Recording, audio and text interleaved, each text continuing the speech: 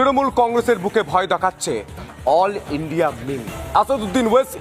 তিনি বলছেন এই রাজ্যে তিনি সর্বশক্তি দিয়ে ঝাঁপাবেন, তিনি এই রাজ্যে প্রতিটা বিধানসভায় লড়তে পারেন, লড়াই করতে পারেন এবং স্বভাবতই রাজনৈতিক ব্যক্তিত্বরা মনে করছে এটা হলে মমতা বন্দ্যোপাধ্যায়ের ভোটে, তৃণমূলের ভোটে হাওয়া পড়বে। এই মুহূর্তে বড় খবর দিয়ে রাখি আপনাদের, এই সকালে যে খবর উঠে আসছে আসাদুদ্দিন ওয়েসি তিনি কিন্তু এই রাজ্যে 294টি কেন্দ্রে প্রার্থী দিতে পারেন। 26-এর অঙ্ক ক্রমশ আরো কঠিন হয়ে উঠছে তৃণমূল কংগ্রেসের জন্য। এবার পরবর্তী বিধানসভা ভোটে সর্বশক্তি দিয়ে ঝাঁপাতে চলেছে অল ইন্ডিয়া মজলিসে ইত্তেহাদুল মুসলিমিন বা সংক্ষেপে AIMIM। আসাদুদ্দিন ওয়েসির দল ঘোষণা করেছে 2026-এর বিধানসভা নির্বাচনে বাংলার প্রতিটি আসনে প্রার্থী দিতে চলেছে তারা। মালদা ডিস্ট্রিক্ট নেতা রেজাউল করিম সাহেব উপস্থিত, আমাদের মানিকচক বিধানসভার 10% মানুষের কাছে টাকা রয়েছে। ওনারা কিন্তু রানিং সরকার, যে সরকার মাননীয় মুখ্যমন্ত্রী মমতা বন্দ্যোপাধ্যায় আজ আমাদের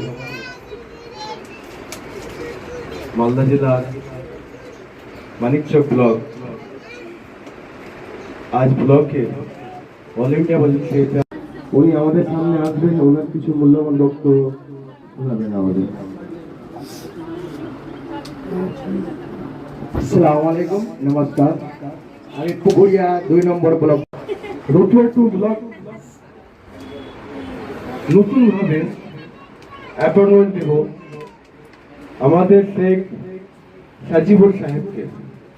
এবার আমাদের শেখ 49 নম্বর বিধানসভার এমিং পার্টির ব্লক প্রেসিডেন্ট নিযুক্ত হলাম।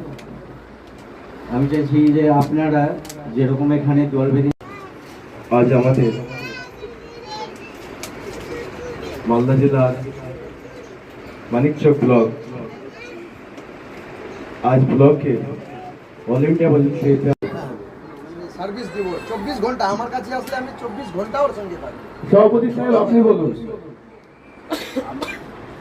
আমরা যে কোনো সুবিধা হবে আমাদের যে 49 নম্বর বিধানসভার এমিং পার্টির ব্লক প্রেসিডেন্ট নিযুক্ত হলাম। আমি চাইছি যে আপনারা যেরকম এখানে দল বেঁধে